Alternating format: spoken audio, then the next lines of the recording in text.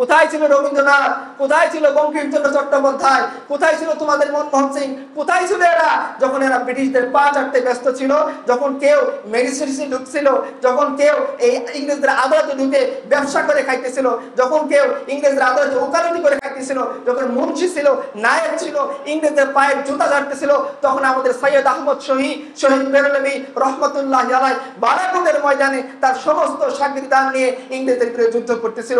এটা আমাদের পূর্বপুরুষ, আর আমরা তো টক্কর খেতে খেতে আসি। এই জন্য আমরা তোমাদেরকে কখনো ভয় পাই না। তোমরা 10 পাতার 20 পাতার পত্রিকা দিয়ে মনে করো পুরো দুনিয়াকে কিনে বেচো। আরে মনে রেখো, এই দুনিয়ার মালিক আমার রব আল্লাহ। পৃথিবীর বাতিল শক্তিরা শুনে রাখো, ইসলাম কখনো মানুষের উপরে ভর করে চলে না। মুসলিম কখনো দুনিয়ার তাকতের দিকে লড়াই করে বাতিলের মোকাবেলা করতে নামে না। মুসলমানরা কখনোই দুনিয়ার শক্তির উপর ভরসা করে তারা হীনমন্যতায় ভুগে না। তারা এক আল্লাহর দিকে তাকিয়ে থাকেন, আর আল্লাহ তাদেরকে ওয়াদা দিয়েছেন তারা এই জমিনে তাদেরকে অবশ্যই বিজয় দান করবেন।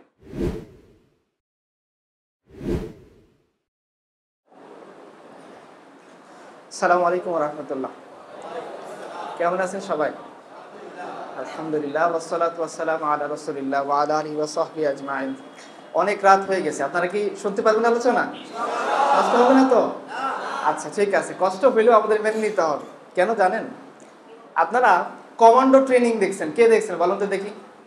সেনাবাহিনীর কমান্ডো ট্রেনিং টানা কয় ঘন্টা করতে হয়? যে ক্যাডেটের ভাই আছে, বলুন তো দেখি।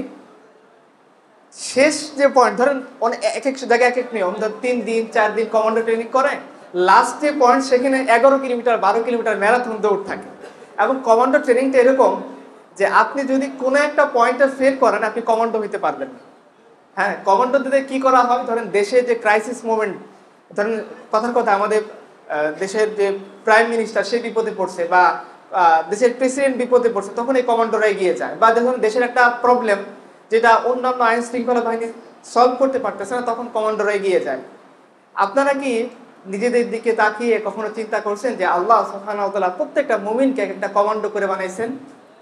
যে ইবনে ইকবাল বলেছিলেন যে এ শাহাদাত গাহে উলফত মে কদম রাখনা হ্যায় আর লোক আসা সমঝতা হ্যায় মুসলমান হোনা। যে এই যে কালেমার আপনি সাক্ষ্য দিয়েছেন, লা ইলাহা ইল্লাল্লাহ পড়েছেন, এবং আপনার নিজের নাম আপনি অন্যান্য ধর্মাবলম্বীর কাতার থেকে কেটে দিয়ে মুসলমানদের কাতারে দাখিল হয়েছেন, নিজের পরিচয় আপনি মুসলিম পরিচয় ধারণ করেছেন।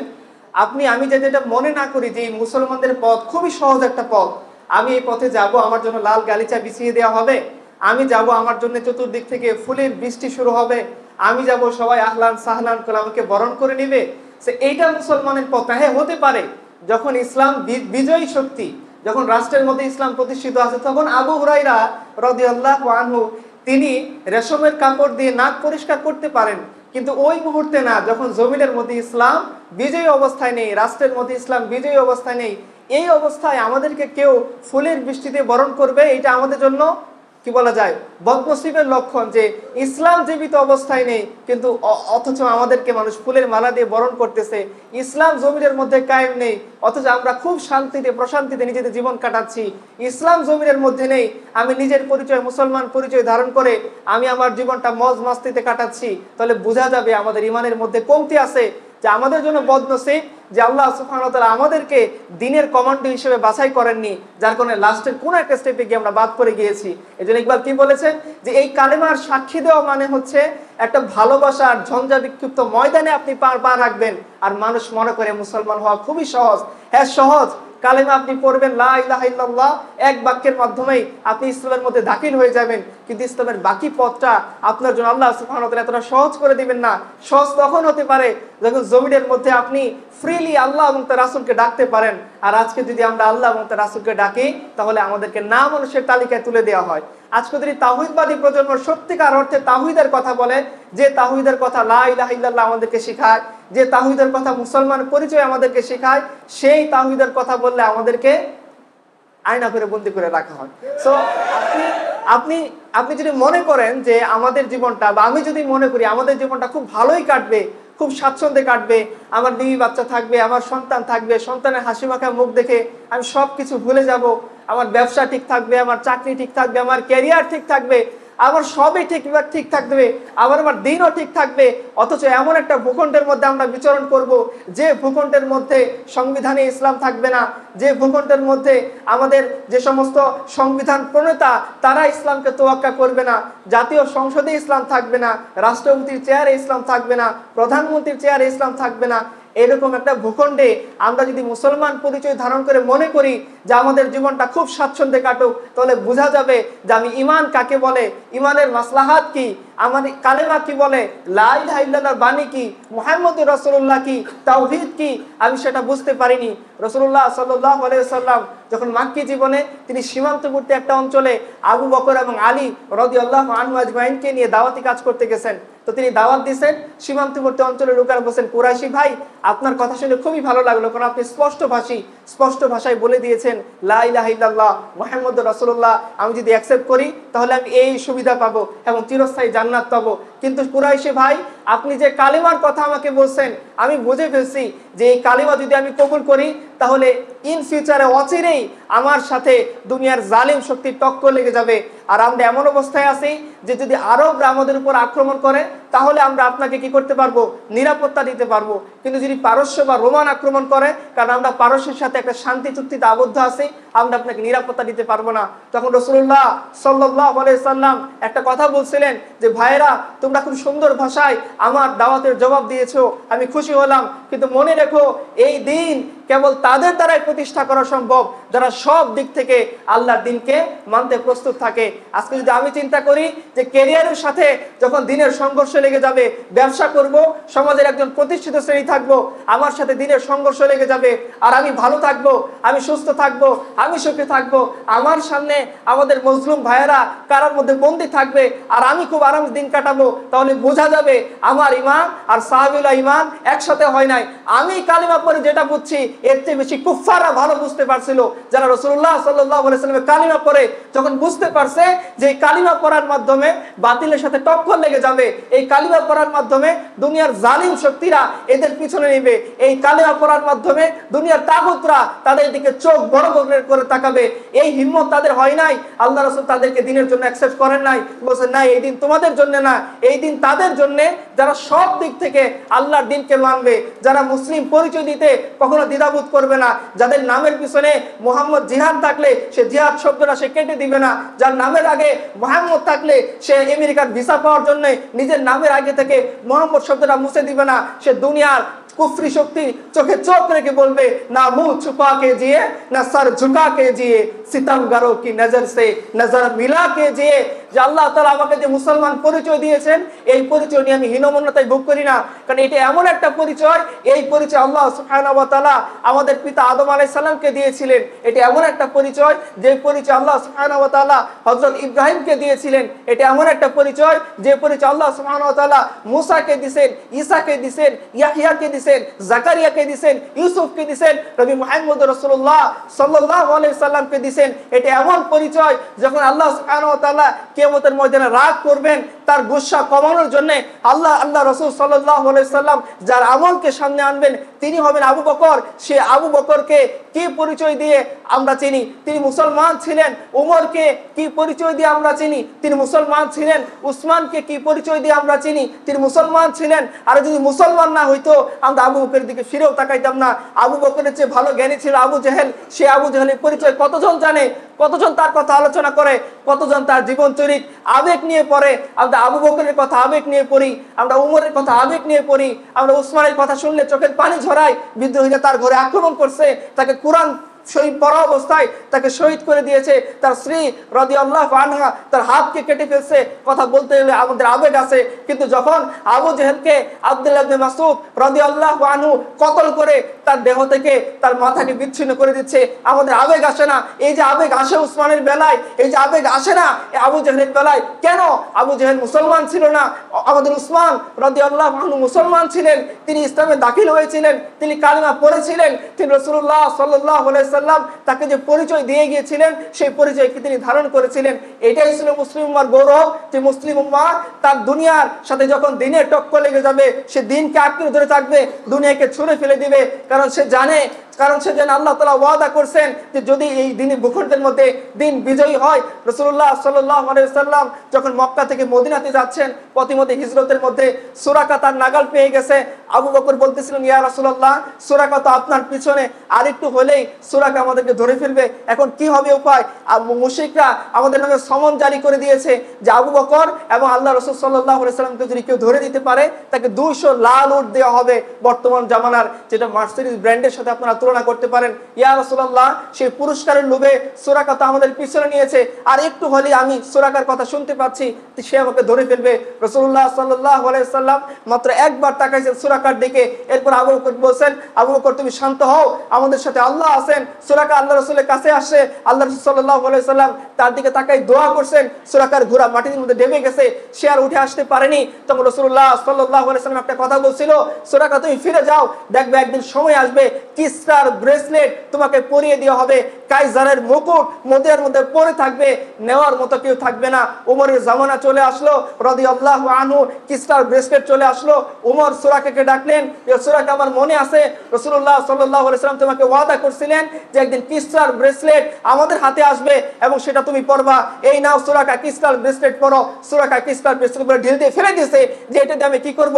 কাইজারের রাজ মুকুট মদিনার মধ্যে পরে থাকছে, সাহাবীরা পা দিয়ে লাথ খাইছেন, কিন্তু এটাকে কেউ অ্যাকসেপ্ট করতে চান নাই। এটাই দুনিয়া, যে দুনিয়ার জন্য আমরা আল্লাহর দ্বীনকে ছেড়ে দেই, যে দুনিয়ার জন্য আমরা মুসলমান পরিচয়কে ছেড়ে দেই, যে দুনিয়ার জন্য আমার ক্যারিয়ারের সাথে সংঘর্ষ হলে ক্যারিয়ারকে আঁকড়ায় ধরে থাকি, দুনিয়াকে আমি দ্বীনকে ছেড়ে দেই। কিন্তু রাসূলুল্লাহ সাল্লাল্লাহু আলাইহি ওয়াসাল্লাম আমাদের ওয়াদা করেছেন, আমাদের সম্মান আল্লাহ তাআলা কৃষিকাজের মধ্যে রাখেন নাই, আমাদের সম্মান আল্লাহ তাআলা ব্যবসার মধ্যে রাখেন নাই, আমাদের সম্মান আল্লাহ তাআলা ভিসা নিয়ে আমেরিকায় গিয়ে মন্দির পাহারা দেওয়ার মধ্যে রাখেন নাই, আমাদের পরিচয় আমাদের সম্মান আল্লাহ সুবহানাহু ওয়া তাআলা 100 তলা 50 তলা বিল্ডিং এর মধ্যে রাখেন নাই, একটা মাত্র পরিচয়ের মধ্যে রাখছেন, সেটা হলো মুসলমান। এটা এমন একটা শব্দ যে শব্দের সাথে আল্লাহর ওয়াদা আছে, এটা এমন একটা শব্দ যে শব্দের সাথে আল্লাহ রাসূলের ওয়াদা আছে, এটা এমন একটা শব্দ যে শব্দের সাথে সমস্ত নবীদের দোয়া আছে, এটা এমন একটা শব্দ যে শব্দ পৃথিবীর মধ্যে সবচেয়ে শ্রেষ্ঠ লোকেরা ধারণ করেছিলেন। কিন্তু আফসোস, আজকে আমরা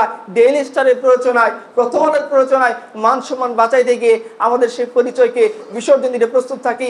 এই পরিচয় শুধুমাত্র সাহাবায়ে কেরাম ওই আরব আবাদ করেছিলেন, ব্যাপারটা এরকম না। এই ভূখণ্ডে যখন ইসলাম আসছে, আমরা এই ভূখণ্ডের সন্তান, এই ভূখণ্ডের ভূমিপুত্র। আমাদের মনে রাখতে হবে, প্রথম আলো ডেইলি স্টার হচ্ছে দিল্লির প্রোডাক্ট, আমরা হচ্ছি বাংলাদেশের প্রোডাক্ট। এই সন্তান আমরা, আমাদের এই জমিনকে আমাদের পূর্বসূরীরা আবাদ করেছেন। কথায় কথায় আমাদেরকে বলা হয় তোমরা অমুক দেশে চলে যাও, তমুক দেশে চলে যাও। কেন অমুক দেশে যাবো, কেন তমুক দেশে যাবো? তোমরা অমুক দেশের প্রোডাক্ট, চলে যাও ওই দেশে। আমরা এই দেশের প্রোডাক্ট, এই দাদা বাবা আমাদের 14 পুরুষ এই ভূমির সন্তান, এই ভূমিতে তারা জন্ম নিয়েছেন, এই ভূমিতে তারা মৃত্যুবরণ করেছেন, এই ভূমিতে তারা মসজিদ বানিয়েছেন, এই ভূমিতে তারা মাদ্রাসা বানিয়েছেন, এই ভূমিতে তারা ভার্সিটি দিয়েছেন, এই ভূমিকে তারা ওই অনাবাদী জমি থেকে আবাদী জমিতে পরিণত করেছেন। তোমাদের পূর্বসূরীরা যারা আমাদেরকে অন্য দেশে চলে যেতে বলো, ইতিহাস কিতাব পড়ে নাও। যখন ইংরেজরা এই দেশে আসলো 1757 সালের যুদ্ধের মাধ্যমে, এরপরে তোমাদের পূর্বসূরীরা কি করছে আমি তাদের নাম বলবো না, শুধু ভাসুর শব্দটা উল্লেখ করে গেলাম। এই ভাসুররা কি করছে? তাদের সাহিত্যের প্রত্যেকটা পাতায় পাতায়, তাদের কবিতার প্রত্যেকটা পাতায় পাতায়, তাদের যে লিটারেচার ছিল সেই লিটারেচারের পাতায় পাতায় সংবাদ প্রভাকর পড়ে দেখেন, ওই সময়কের যত পত্রিকা ছিল পড়ে দেখেন, এই দাদা বাবুরা, এই ভাসুররা নিয়ন্ত্রণ করতো। তারা কি করেছে? তাদের প্রত্যেকেই এই ভূখণ্ডকে ইংরেজদের হাতে বিক্রি করে দিয়েছিল। ভূখণ্ডের সাথে বেঈমানি করেছিল। 1857 মহাযুদ্ধের মধ্যে চলে যান, যখন আপনারা এই ইন্ডিয়ার কন্যাকুমারী থেকে কাশ্মীর পর্যন্ত, বাহাদুর শাহ পার্ক থেকে নিয়ে লাহোর পর্যন্ত প্রত্যেকটা গাছের মধ্যে যখন মুসলমানদের লাশ ঝুলতেছিল, তখন এই ভাসুররা বসে বসে ইংরেজদের পক্ষে কবিতা লিখতেছিল, জয় হোক ব্রিটিশের, ব্রিটিশের জয়, শাস্ত্র মতে এই রাজ্য রাম রাজ্য কয়। এটা কে লিখেছিল? আমাদের দাদারা লিখেছিল না তাদের দাদারা লিখেছিল? তোমরা দিল্লিতে যাও, তোমরা ব্রিটেনে চলে যাও, আমরা এই ভূখণ্ডের সন্তান। এই জমিন আমাদের শাহজালাল, শাহপরান, হাজী শরীয়তুল্লাহ রহমতুল্লাহ আলাই নিজের রক্ত দিয়ে আবাদ করে গিয়েছেন। আমরা এই ভূখণ্ডে ছেড়ে যাব না। তোমরা চলে যাও অন্য কোথাও যেখানে তোমাদের পছন্দ, তোমাদের অফিসে তলবি তলবা গুটিয়ে যে দিল্লি মামাবাড়ি পছন্দ, ওখানে গিয়ে তোমরা সেন্টার বানাও, আমাদের কোনো আপত্তি নেই। এই ভূখণ্ডে থাকবা, মুসলমানদের বিরুদ্ধে কলাম দেখবা, দাড়ি টুপি রাখলে তাকে জঙ্গি বলবা। একটা মানুষ যখন তার দিনের কথা খুলে বলবে, তাকে আজকে তুমি ট্যাগ দিবা। একটা মানুষ যখন ভার্সিটি লাইফে দিন নিয়ে আল্লাহকে ভয় করে চলবে, তুমি তাকে তাগুতের ভয় দেখাবা, এসব করা যাবে না। তুমি তাকিয়ে দেখো তোমাদের সময়ে যে হাসিনার পা তোমরা চাটছো, এই মানুষগুলা যারা এখানে দাঁড়িয়ে আছে, আল্লাহ তাআলা তাদের সবাইকে হাসিনার আমলে তৈরি করেছে। আল্লাহ কেন তৈরি করেছেন? তোমাদের চোখে চোখ রেখে কথা বলার জন্য সময় এসেছে। আমরা এখন আর ভয় করি না, না এটা মুখের দাবি না। আপনারা দেখেছেন আলহামদুলিল্লাহ, কালকে যে সমস্ত ভাইদেরকে আমাদের এই সমস্ত গুন্ডারা ধরে নিয়ে গিয়েছিল, আলহামদুলিল্লাহ বিশুদ্ধ তাওহীদবাদী প্রজন্মের যুবকরা গিয়ে আমাদের ভাইদের মুক্ত করে আসেন। আলহামদুলিল্লাহ, আলহামদুলিল্লাহ। তারা যে গরু জবাই দিয়েছে রাতের বেলা, সেই গরু তারা খেয়েছে। আলহামদুলিল্লাহ। আমরা কি বুঝতে পারি না যে তোমরা লক্ষণ সেনের বংশধর, এই জন্য গরু জবাই দিলে তোমাদের অন্তরে লাগে? আমরা কি বুঝতে পারি না? তুমি মনে করছো কলমকে আমরা পড়িনি? তোমরা বলতেছো যে গরু যে খায় সে হলো কি সর্বনিম্ন শ্রেণীর প্রাণী। আমরা জানি, কারণ তোমরা গরুর যে প্রস্রাব খায় তাকে সর্বোচ্চ শ্রেণীর প্রাণী মনে করো। আলহামদুলিল্লাহ, গরুর প্রস্রাব খাই না। আমাদের তাকত আছে, খায় দেখো গরুর গোশতের কি স্বাদ। আরে বেটা, আল্লাহ তোমাদেরকে বঞ্চিত করছেন। এই জন্য তোমাদের বদনসিব হওয়া দরকার। কিতনা বদনসিব হো जो करार तक ना पहुंचे, তারা ইয়ার तक तो पहुंचे, দিলে ইয়ার तक না পৌঁছে।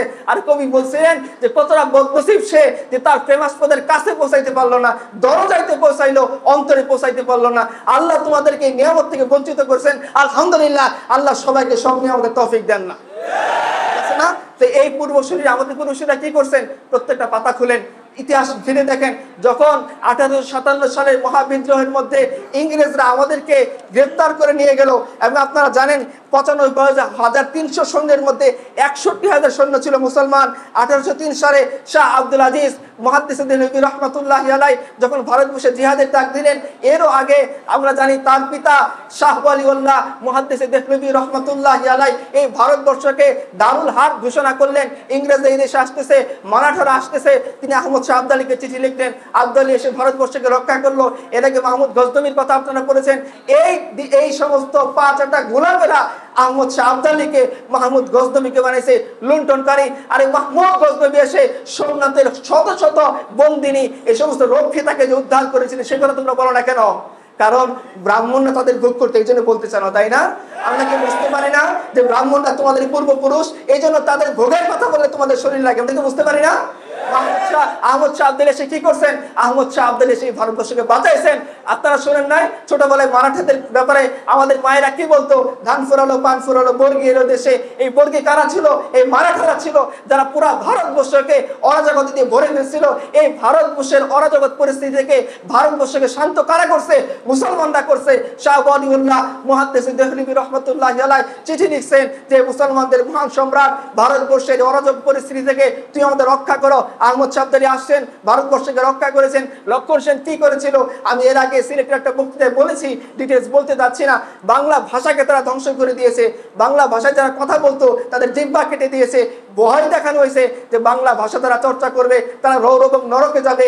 এই অবস্থা থেকে ইখতিয়ারউদ্দিন মুহাম্মদ বিন বখতিয়ার খলজি রহমতুল্লাহি আলাইহি মাত্র 17 জন সৈন্য নিয়ে এই তোমাদের পূর্বপুরুষকে আক্রমণ করেছে, আর তারা পিছনের দরজা দিয়ে পালাতে বাধ্য হয়েছে। আজকে তোমরা আবার আমাদের দিকে চোখ তুলে তাকাও। মনে রেখো, তোমরা লক্ষণ সেনের অনুসারী, তোমরা পিছনের দরজা দিয়ে পালাবা, আমরা সামনের দরজা দিয়ে 17 জন সৈন্য নিয়ে আক্রমণ করে তোমাদেরকে পর্যদস্ত করে দেবো इंशाअल्लाह। इंशाअल्लाह ये আমাদেরকে আমাদের আটকাতে পারবে না। বাতিল से दबने वाले ये आसमां नहीं हम 100 बार ले चुका है तू इम्तिहा हमारा तौहीद की अमानत सीनों में है हमारे आसा नहीं मिटाना नामो निशा हमारा। মনে রাখবা, আমাদের অন্তরের মধ্যে আল্লাহ তাআলা তাওহীদের আমানত দিবেন। আরে তোমরা গরুর প্রস্রাব খাও, তোমাদের মধ্যে কি থাকে আমরা বুঝি না? আমাদের মধ্যে আল্লাহ তাওহীদ দিয়েছেন। দুনিয়া के मुद्दों में पहला वो घर खुदा का हम उसके पास बा है ও পাস বা হামারা।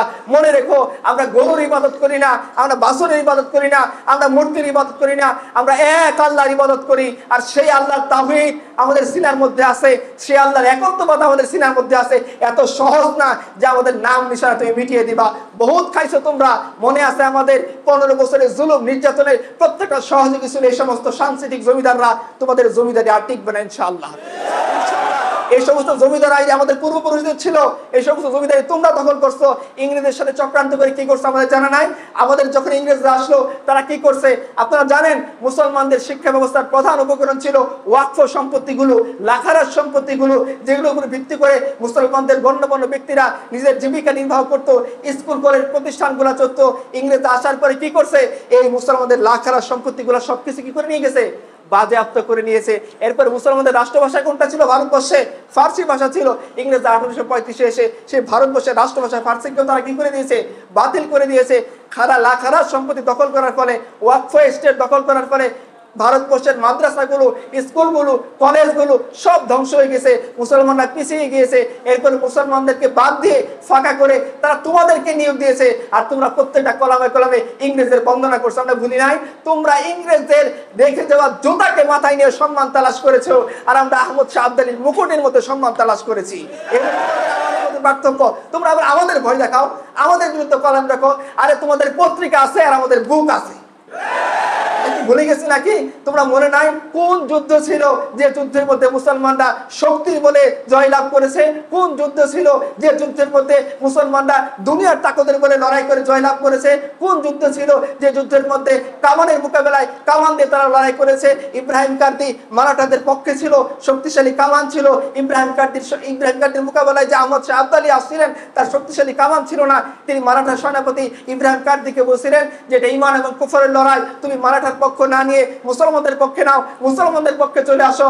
আমি আল্লাহ দিন কায়েমের জন্য এখানে আসছি, মুসলমানদেরকে বাঁচানোর জন্য আসছি, ভারতবর্ষে ইসলাম কায়েমের জন্য আসছি। এই ইব্রাহিম কার্দি গাদ্দার বলছিল যে না, আমি মারাঠার নুন খাইছি, মারাঠার নুন খাবো। যুদ্ধ শেষে ঠিকই এই ইব্রাহিম কার্দিকে বেঁধে আমাদের আহমদ শাহ আবদালীর কাছে আনা হয়েছে। আর আবদালী সেদিন হিস্টোরিক্যাল স্পিচ বলেছিলেন যে মনে রেখো গাদ্দারের জন্য কোনো ক্ষমা নাই বলে তিনি তার কল্লা ফেলে দিয়েছিলেন। মনে নাই? কোনো শক্তি বলে মুসলমান জয়লাভ করে নাই। একটু আগেই আমি আপনাদেরকে বলেছি মাত্র 17 জন সৈন্য নিয়ে আমাদের পূর্বপুরুষ ইখতিয়ারউদ্দিন মুহাম্মদউদ্দিন বখতিয়ার খলজি এই ভারতবর্ষকে জয় করেছিলেন। শাহজালালের কথা মনে নাই?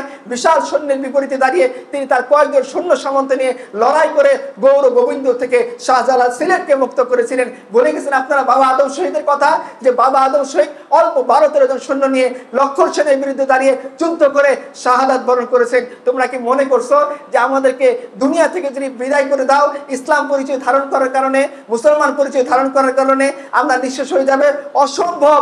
আল্লাহ সুবহানাহু ওয়া তাআলা হয় আমরা মারা যাব, এটাও আমাদের বিজয়, আমরা মরে আল্লাহর কাছে চলে যাব, আমরা শাহাদাতের পিয়ালা পান করে আমরা আরশে আজিমের কাছে গিয়ে সবুজ পাখি হয়ে উড়ে বেড়াবো, অথবা আল্লাহ আমাদেরকে বিজয় দিবেন। আমাদেরকে যদি দুনিয়া থেকে সরিয়ে দাও আমাদের কোনো আপত্তি নেই। আরে আমরা আল্লাহর কাছে আসার জন্যই তো এই দুনিয়াতে আসছি। মানুষ মারা গেলে আমরা কি করি? ইন্না লিল্লাহি ওয়া ইন্না ইলাইহি রাজিউন। আমরা আসছি আল্লাহর কাছ থেকে, চলে যাবো আল্লাহর কাছ থেকে। তোমরা কোথায় যাবা? তোমরা তো আল্লাহর কাছ থেকে আসছো বলে দাবি করো না, তোমাদের তো যাওয়ার জায়গায় নাই। এই জন্য তোমাদের প্রাণের ভয় আছে। তোমাদের দিল্লির আঁচল ধরে থাকতে হয়, হাসিনার আঁচল ধরে থাকতে হয়, ক্ষমতাসীন আঁচল ধরে থাকতে হয়, আর আমরা আমাদের রবের দিকে তাকায় থাকি। রব তোমাদের রবের চেয়ে শক্তিশালী না?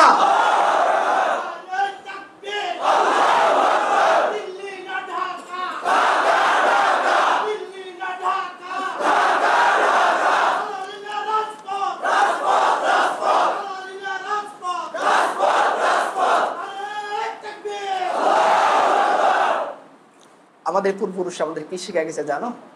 আমি বলি, আপনারা ফজলে হক খায়রাবাদী রহমতুল্লাহি আলাইহির নাম শুনে থাকবেন, আপনারা মাওলানা কিফায়েত আলী কাফির নাম শুনে থাকবেন। বৃদ্ধ কিফায়েত আলী কাফি রহমতুল্লাহি আলাইহি ইংরেজরা বন্দী করে নিয়ে গেছে মাল্টার জেলে। এই বৃদ্ধকে সারা রাত এই হারুন আঙ্কেলদের মতো ইয়েতে নিয়েছে, রিমান্ডে নিয়েছে। স্ত্রী দিয়ে ইংরেজরা সারা রাত এই বৃদ্ধকে, এই বৃদ্ধ আলেমকে স্ত্রী দিয়ে রিমান্ড দিয়েছে। এই কিছুদিন পর মাওলানা কিফায়েত আলী কাফিকে বলা হচ্ছে তোমার মৃত্যুদণ্ড হবে। কিফায়েত আলী কাফি রহমতুল্লাহ আলাইহি খুশিতে বলতেছিলেন যে আমি এতদিন যেটা স্বপ্ন দেখছিলাম কালকে সেটা বাস্তবায়ন হবে। এই বুড়াকে, এই বৃদ্ধকে যাকে তোমরা দুর্বল মনে করো, এই বয় বৃদ্ধ আলেমে দ্বীন রহমতুল্লাহ আলাইহি তার হাতের মধ্যে দড়ি বাঁধা, পায়ের মধ্যে শিকল বাঁধা, তিনি হেঁটে যাচ্ছেন আর কবিতা পড়তেছেন, লাবে বাম ভি পুকারা সারেদার ভি সাদা দে হাম কাহা কাহা না পৌঁছা তেরা দিন কি লাগান মে। আরে তুমি আমাদেরকে কি ভয় দেখাও? আমাদের পূর্বপুরুষরা শিখাই গিয়েছেন যে ফাঁসির কাষ্ট দেখে ফাঁসির কাষ্টকে চুমু খাইতে হয় এবং বলতে হয় যে আল্লাহ তোমার দিনের জন্য আমি ফাঁসির কাষ্টকে বরণ করে নিয়েছি। হাসতে হাসতে মরে, হাসতে হাসতে মরে যাচ্ছে, হাসতে হাসতে জীবন দিয়ে দিচ্ছে। কেন? কারণ তারা জানে যে এই জীবনের একটা মাত্র লক্ষ্য যে আমার রূহ যখন আমার দেহ থেকে বের হচ্ছে, আমার আল্লাহ আমার দিকে তাকায় আছে, আমার আল্লাহ বান্দাদেরকে বান্দা ফেরেশতাদেরকে বলে দিচ্ছেন, আরে ছেড়ে দেও আমারই বান্দা, যা রূহ মেরা পেরাহানে খাকি সে নিকরি তো উপর সে আওয়াজ আবে কি মেরা ফকিরা। যে জীবনের তো একটাই লক্ষ্য, যখন আমার রূহ আমার দিল থেকে দেহ থেকে বের হয়ে যাচ্ছে আর আমার রব আমাকে বলে দিচ্ছে, ফেরেশতাদেরকে বলে দিচ্ছেন, আরে ছেড়ে দে ও আমারই বান্দা, তুই কাকে বলবি মার রব্বুকা। যে তার রবকে চিনে, রবের জন্য জীবন দিয়ে কবরে আসে, তাকে আবার মার রব্বুকা বলার কি দরকার? এই ধরনের তামান্না আমাদের পূর্বপুরুষরা লালন করতেন। আর তোমাদের পূর্বপুরুষরা মনে নাই, আপনারা ভুলে গেছেন 1857 মহাবিপ্লবের পরে যখন বাহাদুর শাহ জাফরকে বন্দী করা হলো, বাহাদুর শাহ জাফরের সামনে তার 2 সন্তানের কর্তৃত মস্তক প্লেটে করে ইংরেজরা নিয়ে গিয়েছে। আর বাহাদুর শাহ জাফর বলতেছিল, আমার সন্তানটা কামিয়াব হয়েছে, কারণ এইভাবে টিপু সুলতান রহমতুল্লাহ আলাইহি তার সন্তানকেও এভাবে হত্যা করে ইংরেজরা তার সামনে প্লেট দিয়ে দিয়েছিল। এই তো বাহাদুর শাহ জাফর রহমতুল্লাহ আলাইহি, যে নিজের জবানকে কখনো স্তব্ধ করেন নাই, পুরো ইংরেজদের বিরুদ্ধে সংগ্রামের নেতৃত্ব দিয়েছেন। কোথায় ছিল রবীন্দ্রনাথ, কোথায় ছিল বঙ্কিমচন্দ্র চট্টোপাধ্যায়, কোথায় ছিল তোমাদের মনমোহন সিং, কোথায় ছিল এরা যখন এরা ব্রিটিশদের পা চাটতে ব্যস্ত ছিল, যখন কেউ মেডিসিনে ঢুকছিল, যখন কেউ এই ইংরেজদের আদালতে ঢুকে ব্যবসা করে খাইতেছিল, যখন কেউ ইংরেজদের আদালতে ওকালতি করে খাইতেছিল, যখন মুন্সি ছিল, নায়েব ছিল, ইংরেজদের পায়ের জুতা ঝাড়তেছিল, তখন আমাদের সৈয়দ আহমদ শহীদ বেরলভী রহমতুল্লাহ আলাইহি বালাকোটের ময়দানে তার সমস্ত শাগিরদান নিয়ে ইংরেজদের বিরুদ্ধে যুদ্ধ করতেছিল। এটা আমাদের পূর্বপুরুষ। আর আমাদের টক্কর খেতে খেতে আসি, এই জন্য আমরা তোমাদেরকে কখনো ভয় পাই না। তোমরা 10 পাতার 20 পাতার পত্রিকা দিয়ে মনে করো পুরো দুনিয়াকে কিনে ফেলছো। আরে মনে রেখো, এই দুনিয়ার মালিক আমার রব আল্লাহ।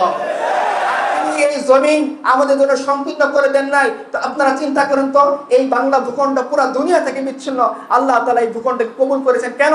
এই ভূখণ্ড দিয়ে হয়তো সাহাবী সাদ ইবনে আবি ওয়াক্কাস রাহমাতুল্লাহি রাদিয়াল্লাহু আনহু তিনি হয়তো এই ভূখণ্ড দিয়ে চীনে তিনি বিজয় করতে গিয়েছেন। সাহাবীদের বাতাস লেগে এই ভূখণ্ডকে আল্লাহ সুবহানাহু ওয়া তাআলা কবুল করেছেন। যেমন তিনি আফ্রিকাকে কবুল করেছেন, মারাকাশকে কবুল করেছেন, ইন্দোনেশিয়াকে কবুল করেছেন, ঠিক এভাবে এই ভূখণ্ডকে আল্লাহ সুবহানাহু ওয়া তাআলা কবুল করেছেন। এবং ভাইরা আপনারা চিন্তা করেন, যে মুহূর্তে ইসলাম সবচেয়ে খতরনাক অবস্থার মধ্যে ছিল, এই হাসিনার আমলে ইসলাম সবচেয়ে বিপজ্জনক অবস্থার মধ্যে ছিল, আল্লাহ এই সময়ের মধ্যে, এই 17 বছরের মধ্যে আপনাকে আমাকে আমাদেরকে তৈরি করেছেন। যদি বাতিলের দিকে চোখ রাঙানির ভয়ে ইসলাম নষ্ট হয়ে যাইতো, তাহলে আমরা তৈরি হইতাম না। যদি বাতিলের চোখ রাঙানির কারণে, প্রথম আলোর একটা কলম রাখার কারণে আমাদের ইজ্জত ভুলুণ্ঠিত হয়ে যাইতো, তাহলে এতগুলা মানুষ তৈরি হইতো না, এত সেমিনার হইতো না, এত কতগুলা স্কোপ তৈরি হইতো না। এটা আল্লাহর দয়া। পৃথিবীর বাতিল শক্তিরা শুনে রাখো, ইসলাম কখনো মানুষের উপরে ভর করে চলে না। মুসলিম কখনো দুনিয়ার তাকতের দিকে লড়াই করে বাতিলের মোকাবেলা করতে নামে না। মুসলমানরা কখনোই দুনিয়ার শক্তির উপর ভরসা করে তারা হীনমন্যতায় ভুগে না। তারা এক আল্লাহর দিকে তাকিয়ে থাকেন, আর আল্লাহ তাদেরকে ওয়াদা দিয়েছেন তারা এই জমিনে তাদেরকে অবশ্যই বিজয় দান করবেন। পুরা ইন্ডিয়ার শক্তিকে হাজী শরীয়তুল্লাহ রাহমাতুল্লাহি আলাইহি তিনি আলাদা করে রাষ্ট্র কায়েম করছেন, আলাদা খিলাফত কায়েম করছেন। এই ইতিহাস আমাদেরকে পড়তে দেওয়া হয় না। আমাদেরকে মনে করা হয় যে হাজী শরীয়তুল্লাহ বোধহয় একমাত্র শেখ মুজিবের মতো কোন একটা সেকুলার নেতা ছিল। ওয়াল্লাহি ফাওয়াল্লাহি আমাদের হাজী শরীয়তুল্লাহ রাহমাতুল্লাহি আলাইহি তিতুমির শহীদ রাহমাতুল্লাহি আলাইহি এরা কোনো সেকুলার লিডার ছিলেন না। তারা এই ভূখণ্ডকে ইংরেজদের বিরুদ্ধে দাঁড়িয়ে আলাদা খিলাফত কায়েম করছেন, আলাদা কাজীর কোর্ট কায়েম করছেন, আলাদা বিচার ব্যবস্থা কায়েম করছেন, আলাদা সমাজ ব্যবস্থা কায়েম করছেন। সমস্ত মানুষদেরকে নিয়ে যে সমস্ত দাদাবাবু জমিদাররা ভাসুররা দাড়ি রাখার কারণে 2.5 টাকা কর ধার্য করছিল, শহীদ তিতুমির মীর নিসার আলী রহমতুল্লাহি আলাইহি তিনি সেই জমিদারের মোকাবেলা করেছেন।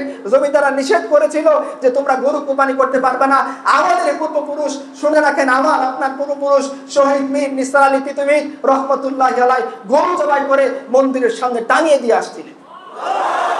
কাকে ভয় দেখাও তোমরা? এই জমি আমাদের, এই জমিন থেকে তোমরা আমাদেরকে তাড়াইতে পারবে না, তোমরা চলে যাও। আমরা পানার মতো ভেসে আসেনি, আমাদের পূর্বপুরুষরা সংগ্রাম করেছেন, তারা স্লোগান দিয়েছেন। আমার কথা না, আপনারা এই শেখ মুজিবের কাহিনী পড়ে দেখেন, অসমাপ্ত আত্মজীবনী, তারা সহ সবাই আমাদের পূর্বপুরুষরা স্লোগান দিয়েছে, পাকিস্তান কা মতলব কিয়া, লা ইলাহা ইল্লাল্লাহ। এই লা ইলাহা ইল্লাল্লাহর উপরে এই ভূখণ্ড কায়েম হয়েছে। আমাদের পূর্বপুরুষরা 1857 তে রক্ত দিয়েছে, 1757 তে রক্ত দিয়েছে, 71 এ রক্ত দিয়েছে, 24 এ রক্ত দিয়েছে। আবু সাইদ রহমতুল্লাহি আলাইহি তারা তোমাদের মতো সেকুলার ছিল না। তারা রক্ত কেন দিয়েছে? এই প্রথম আলো আর ডেইলি স্টারের দাদাগিরি সহ্য করার জন্য না। এদের উপরে ভিত্তি করে যারা আপনাদের দেশ চালাচ্ছেন, এদের রক্তের সাথে বেইমানি করেন না। মনে রাখবেন, রক্তের সাথে বেইমানি করে কেউ টিকে থাকতে পারে না। মুসলিম উম্মার সাথে গাদ্দারি করে আল্লাহ তাআলা যুগে যুগে তাদের পতন ঘটিয়ে দেন। মনে রাখবেন ফেরাউন অনেক বড় তাকতওয়ার ছিল, দুনিয়ার মধ্যে অনেক বড় বাদশাহ ছিল, আল্লাহ সুবহানাহু ওয়া তাআলা তাকে পানি দিয়ে চুবিয়ে মেরেছেন। নমরুদের কথা আপনাদের মনে নাই? কত তাকওয়াদার বাদশাহ, সামান্য মশা দিয়ে আল্লাহ সুবহানাহু ওয়া তাআলা তাকে মেরেছেন। আপনাদের মনে নাই আবু জেহেলের কথা? সামান্য দুটো বাচ্চা মাজ এবং মুআজ রাদিয়াল্লাহু আনহু আজমাইন, এই দুটো বাচ্চাকে দিয়ে আল্লাহ তাআলা এত বড় জালিমকে, এত বড় কুফফারকে, এত বড় কাফিরকে, এত বড় মুশরিককে শায়েস্তা করেছেন। সো আপনারা যদি মনে করেন সিংহভাগ মানুষের এই সেন্টিমেন্টকে বাদ দিয়ে আপনারা এই ভূখণ্ডে কিছু করবেন, অসম্ভব। আপনারা কি দেখেন না এতগুলো মানুষ জেগে উঠেছে? আপনারা কি দেখেন না যে তারা এক ইসলাম ছাড়া, এক আল্লাহ ছাড়া, মুসলমান পরিচয় ছাড়া আপনাদের দেওয়া কোনো কিছু তারা অ্যাকসেপ্ট করতেছে না? আপনারা দেখেন না আপনাদের পূর্বপুরুষরা এই ভূখণ্ডকে ইংরেজদের কাছে বিক্রি করে দিয়েছে। আপনারা তো জানেন না ইতিহাসের মধ্যে কত কিছু লুকিয়ে রাখা হয়েছে। আমাদের এই ভূখণ্ডে ইংরেজদের আসার আগে ম্যাক্সিমাম কিন্তু জমিদারি কাদের ছিল? মুসলমানদের ছিল। বড় বড় রাজা পদসারপতি কারা ছিল? মুসলমানরা ছিল। ইংরেজরা আসলো, চিরস্থায়ী বন্দোবস্ত কায়েম করলো, লাখারা সম্পত্তি বাজেয়াপ্ত করলো, সূর্যাস্ত আইন করলো, দিনকে দিন। আরে যারা মুসলমানদের জামানায় মুসলমানদের জুতা পরিষ্কার করতো, এই সমস্ত থার্ড ক্লাস ফোর্থ ক্লাস ব্যক্তিরা গিয়ে এই ইংরেজের সাথে জোট বেঁধে বাংলার স্বাধীনতাকে বিসর্জন দিয়ে সেই পলাশির সাথে গাদ্দারি করে, সেই ইফতারুদ্দিন মোহাম্মদুল মুখতিয়ার খলজির স্বাধীন বাংলার সাথে গাদ্দারি করে, সেই আহমদ শাহ আবদালীর স্বাধীন ভারতবর্ষের সাথে গাদ্দারি করে, আর ইংরেজদের সাথে হাত মিলাইছে, ইংরেজদের সাথে জোট বেঁধেছে। এবং ইংরেজরা কি করেছে আপনারা জানেন? বাংলার মুসলিম ছিল পৃথিবীর বিখ্যাত কাপড়, যে মুসলিম পরার কারণে ব্রিটেনের রানী নিজেকে খুব গর্ববোধ করতো যে বাংলার মুসলিম আমি পড়ছি। এই মুসলিম তাঁতিদের বেশিরভাগই ছিল মুসলমান। ইংরেজদের হাত কেটে দিয়েছে, কিন্তু একটা প্রতিবাদ ওই সমস্ত আমাদের ভাষুরা করে নাই। এই ভাষুরদের দিন, এই ভাষুরদের আইডিওলজি আজকে প্রথম ডেইলি স্টার প্রচার করে আর আমাদেরকে চোখ রাখায়। আরে তোমরা তো গোলামের জাতি, যারা ব্রিটিশদের পা চেটে তোমরা তোমাদের সম্মান তালাশ করেছো। আর আমরা হচ্ছি সৈয়দ আহমদ শহীদ বেরলভী রহমতুল্লাহি আলাইহির অনুসারী, যারা বালাকোটের ময়দানে নিজের রক্ত দিয়ে আমরা সম্মান তালাশ করেছি। আমরা 1857 সালে সেই বিপ্লবীদের সন্তান, যাদেরকে তোমরা বাহাদুর শাহ পার্কের মধ্যে গাছের মধ্যে লটকাই দিছো, এরপরও আমরা ভয় পাইনি। আমরা ঠিকই তোমাদের সাথে লড়াই করে 47 আমাদের পৃথক দেশকে আদায় করে নিয়েছি। আমরা গাদ্দারের সন্তান না, আমরা ফাঁকিবাজদের সন্তান না, আমরা লক্ষণ সেনের সন্তান না, আমরা এমন কারো সন্তান না যারা শত্রু বাহিনী দেখলে থরথর করে কাঁপতে থাকে। আমরা তো সেই শত্রু বাহিনীর সাথে মোকাবেলা করে আসছি। খালিদ ইবনে ওয়ালিদ রাদিয়াল্লাহু আনহু তিনি চলে গেছে রোমের কাছে। রোমের পক্ষ থেকে তাকে বলা হচ্ছে যে তোমরা যদি গরিব থাকো আমাকে বলো, তোমাদেরকে পোশাক দিয়ে আমরা মালামাল করে দিব। যদি টাকার অভাব থাকে তাহলে বলো, তোমাদেরকে টাকা পয়সা দিয়ে আমরা মালামাল করে দিব। যদি তোমাদের বাহনের প্রয়োজন থাকে তাহলে বলো, রোমের মধ্যে বিশাল বিশাল বাহিনী আছে, হাতি আছে, ঘোড়া আছে, এগুলো তোমাদেরকে ভিক্ষা করে স্বরূপ দিয়ে দিব, তোমরা চলে যাও। আমাদের পূর্বপুরুষ খালিদ ইবনে ওয়ালিদ রাদিয়াল্লাহু আনহু রোমের সামনে দাঁড়িয়ে বলছিলেন, আরে আমরা ঘোড়ার জন্য আসিনি, আমরা উটের জন্য আসিনি, আমরা পোশাকের জন্য আসিনি। আমাদের নবী যে আমাদেরকে বলছেন পৃথিবীর কোনায় কোনায় দিনকে নিয়ে যেতে, দিনকে বিজয়ী করতে, ইসলামকে বিজয়ী শক্তি হিসেবে আবির্ভূত করতে, এই জন্য আমরা এসেছি। আর আমরা শুনেছি রোমানদের রক্ত নাকি অনেক মিষ্টি, সেটা টেস্ট করার জন্য আসছি। আমরা তাদের অনুসারী। কাকে ভয় দেখাচ্ছ তোমরা? কাকে ভয় দেখ? মৃত্যুই তো। আর বললে তো আল্লাহর কাছে চলে যাবো, আলহামদুলিল্লাহ। তোমরা বললে কার কাছে যাবা? তোমরা মা কালীর কাছে গিয়ে আত্মসমর্পণ করবা? কালী তো নাই, কি করবে তোমাকে? আমরা আল্লাহর কাছে চলে যাব। আল্লাহ আমাদেরকে অ্যাকসেপ্ট করে নেবেন, তিনি খুশি হবেন, তিনি আমাদেরকে অফার দিবেন। আপনারা জানেন জাবির ইবনে আব্দুল্লাহ রাদিয়াল্লাহু আনহুর পিতা আব্দুল্লাহ রাদিয়াল্লাহু আনহু উহুদের যুদ্ধে শহীদ হয়ে গেছেন। জাবির ইবনে আব্দুল্লাহ রাদিয়াল্লাহু আনহু তিনি মনমন হয়ে পড়ে আছেন। তো রাসূলুল্লাহ সাল্লাল্লাহু আলাইহি ওয়াসাল্লাম তাকে বলেন, জাবির তোমার কি হয়েছে? বলছে, ইয়া রাসূলুল্লাহ আমার পিতা তো উহুদের যুদ্ধে শহীদ হয়ে গেছে, অনেক ঋণ রেখে গেছে, তার কন্যা সন্তান রেখে গেছে, এখন আমি কিভাবে কি করব বুঝতেছি না। রাসূলুল্লাহ সাল্লাল্লাহু আলাইহি ওয়াসাল্লাম বলেন, জাবির আমি কি তোমাকে বলবো না তোমার পিতাকে আল্লাহ কি পরিমাণ সম্মান দিয়েছেন? বলছে, কি সম্মান ইয়া রাসূলুল্লাহ? বলছে, তোমার পিতা আল্লাহর সাথে কথা বলেছেন, আল্লাহ অন্যদের সাথে পর্দার আড়ালে কথা বলেন, আর তোমার পিতার সাথে আল্লাহ সরাসরি কথা বলেছে। এই মৃত্যুই চাই, এমন মৃত্যু যে মৃত্যুর পরে আল্লাহ তাআলা আমাদের সাথে সরাসরি কথা বলবেন। জাবির ইবনে আব্দুল্লাহ পিতা আব্দুল্লাহ রাদিয়াল্লাহু আনহু আল্লাহকে বলছে, আল্লাহ বলছে, বান্দা তোমার কি ইচ্ছা? তিনি বলতেছেন, আল্লাহ তুমি আমাকে আবার দুনিয়াতে পাঠাও, আবার তোমার জন্য জীবন দেব। আল্লাহ বলতেছে, সম্ভব না, কারণ তোমার তো ফয়সালা হয়ে গেছে, মৃত্যু হয়ে গেছে, তোমার অন্য কোনো চাহিদা বলো। বলতেছে, আল্লাহ তাহলে তুমি আমাকে যে সম্মান দিয়েছো, যে মর্যাদা দিয়েছো, যে ইজ্জত দিয়েছো শাহাদাতের বিনিময়ে, সেটা তুমি দুনিয়াবাসীকে জানিয়ে দাও। তখন আল্লাহ তাআলা আয়াত নাযিল করে দিয়েছেন, বালাহিয়াউল ইনদা রাব্বিহিম ইরযাকুন, যারা আল্লাহর রাস্তায় শহীদ হয় তাদের তাদেরকে তোমরা মৃত বলো না, তারা মৃত নয়, তারা রিজিক প্রাপ্ত। আরে আমরা দুনিয়াতে ভুকা নাঙ্গা আছি, আমাদেরকে আল্লাহর কাছে পৌঁছে দাও, আমরা গিয়ে পর্যাপ্ত পরিমাণ ভালো ভালো খাবার খাবো ইনশাআল্লাহ। আমরা মৃত্যুকে ভয় করবো কেন? মৃত্যুই তো একমাত্র বাধা। আমাদের সালাফরা শিখিয়ে গিয়েছেন, আরে রূহ আল্লাহর কাছে পৌঁছানোর বাধা তো একটাই, আবার মৃত্যু হচ্ছে না, আমি আল্লাহর কাছে যেতে পারতেছি না, এর চেয়ে দুঃখ কি আছে? দুঃখ এইটা না যে তোমরা আমাদেরকে শাপলা চত্বরে অন্ধকারে গুলি করে মারছো, এটা আমাদের দুঃখ না। দুঃখ এইটাই তোমরা কাপুরুষের মতো আমাদেরকে মারছো।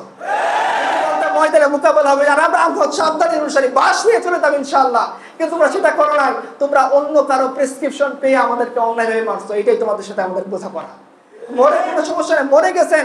আরে তোমরা দেখো না, সপ্তাহ বিপরীতে তোমরা শাহবাগ কায়েম করছিলা, শাহবাগের একটা কাউয়া খুঁজে পাওয়া যাচ্ছে না। আর তুমি দেখো যে শাপলাকে তোমরা ধ্বংস করে দিতে চাইছো, এই শাপলার সন্তান আজকে তোমাদের দিকে চোখ বড় বড় করে তাকিয়ে আছে। তারা মোকাবেলা করার জন্য প্রস্তুত আছে, তোমরা কোথায়? তোমরা তাদের সাথে ভয় দেখাও। আরে তারা মৃত্যুকে যদি ভয় পাইতো তাহলে কখনোই সাদ ইবনে আবি ওয়াক্কাস রাদিয়াল্লাহু আনহু দাজলা নদীর উপর দিয়ে ঘোড়া চালিয়ে যেতেন না। দরিয়ার সামনে তিনি জানেন যে দরিয়ার বুকে ঘোড়া চালাইলে তিনি স্বাভাবিক দুনিয়ার স্বাভাবিক নিয়ম অনুসারে এই দরিয়া পার হওয়া সম্ভব না। তিনি এক আল্লাহর উপর ভরসা করে ঘোড়া চালিয়ে দিয়েছেন। তোমরা কাকে ভয় দেখাও? রাসূলুল্লাহ সাল্লাল্লাহু আলাইহি ওয়াসাল্লাম সাহাবী সাফওয়ানা রাদিয়াল্লাহু আনহা তিনি দরিয়ার মধ্যে ভাসতে ভাসতে কিনারের উপরে চলছেন, কিনারের উপরে উঠে দেখেন একটা বাঘ আসছে।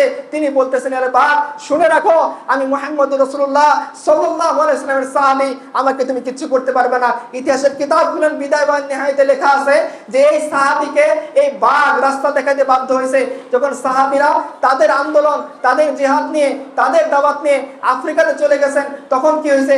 সাহাবে কেরাম জঙ্গলে গিয়ে ঘোষণা দিয়েছেন যে শুনে রাখো, আমরা রাসূলুল্লাহ সাল্লাল্লাহু আলাইহি ওয়াসাল্লামের সাহাবী, তোমরা জঙ্গলকে পরিষ্কার করে চলে যাও। ইতিহাসের কিতাবের মধ্যে দেখেন সাহাবায়ে কেরামের এই ঘোষণা শোনার সাথে সাথে যত দুনিয়ার হিংস্র জঙ্গলের মধ্যে যত হিংস্র প্রাণী ছিল আফ্রিকার জঙ্গল খালি করে চলে গিয়েছে। আমরা তার অনুসারী, তোমরা গরুর মূত্র খাওয়া মোদির অনুসারী, আর আমরা আহমদ শাহ আবদালির অনুসারী, আমরা মোহাম্মদ ইবনে কাসিমের অনুসারী, আমরা খালিদ ইবনে ওয়ালিদের অনুসারী, আমরা ওমরের অনুসারী, আমরা আবু বকরের অনুসারী, যারা রোমানদের সাথে চোখ রেখে কথা বলতে পারতেন, যারা বাতিলের সামনে চোখে চোখ রেখে কথা বলতে পারতেন, তাদেরকে মৃত্যুর পরোয়ানা দেওয়া হইতো। আর তারা হাসতে হাসতে বলতেন, ওয়ালাস্তু বালিহিনা উকতালু মুসলিমান আলা আইয়ি জানমিন কানা লিল্লাহি মাসরাই ওয়া যালিকা ফি যাতিল ইলাহি ওয়া ইয়াশা ইউবারিক আলা উসালি শিমিন মুমাজ্জাই। আরে শুলির মধ্যে চড়ে যারা হাশিমকে কবিতা পড়তে পারেন, যারা আহজাবের যুদ্ধের মধ্যে ওইদিকে দাঁড়ায় আছে 10,000-এর বাহিনী, তাদের আছে 3,000-এর বাহিনী, তাদের অস্ত্র নেই, তাদের ঘোড়া নেই, তাদের পর্যাপ্ত শক্তি নেই। রাসূলুল্লাহ সাল্লাল্লাহু আলাইহি ওয়াসাল্লাম বলেন পরীক্ষা খনন করতে হবে। খনন করতে গিয়ে দেখা গেল পর্যাপ্ত খাবার তাদের নেই, প্রচুর শীত, গরম পোশাক নেই, তাদের পেটে পাথর বাঁধা। এই অবস্থায় তারা কি করছেন? ভরকে গিয়েছেন। আর না, তারা বলতেছেন নাহনুল্লাযী বায়াউ মুহাম্মাদা আলাল জিহাদে মা বাকিনা আবাদা, যারা আমরা মুহাম্মদ সাল্লাল্লাহু আলাইহি ওয়াসাল্লামের সাথে বায়াত করেছি, যতক্ষণ আমরা যুদ্ধে বিজয় লাভ করব ততক্ষণ আমরা জিহাদ চালিয়ে যাব। আর আমরা এই সমস্ত সাহাবীদের অনুসারী, আর তোমরা হচ্ছে লক্ষণ সেনের অনুসারী, যারা হুট করে 17 জনের আক্রমণ শুনে পিছনে দরজা দিয়ে পালিয়ে যেতে বাধ্য হও।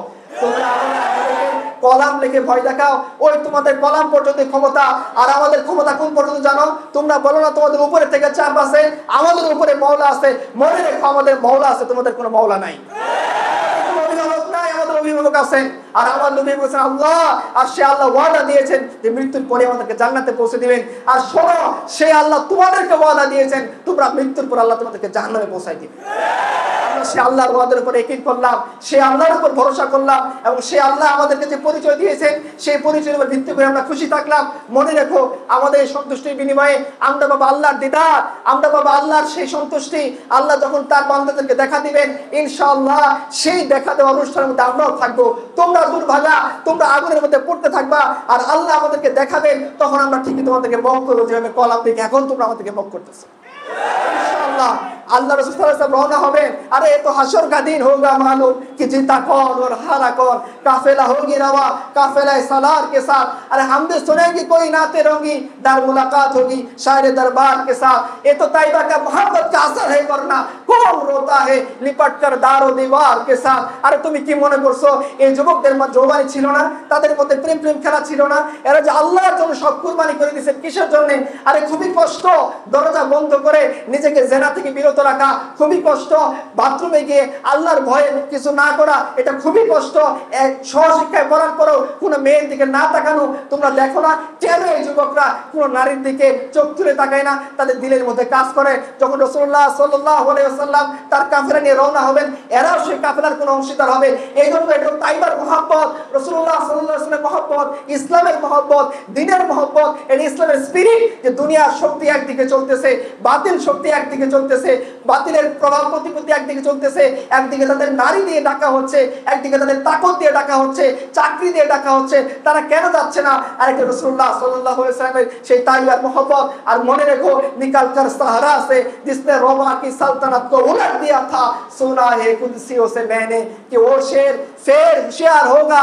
ইকবাল বলেছেন যে যে সমস্ত মানুষরা সাহারা মরুভূমি থেকে উত্তরণ ঘটে, উন্মেষ ঘটে, যারা রোম এবং পারস্যকে উলটপালট করে দিয়েছেন, আমরা কুদসি থেকে শুনেছি ওই সমস্ত শের, ওই সমস্ত সিংহরা আবার জেগে উঠবে।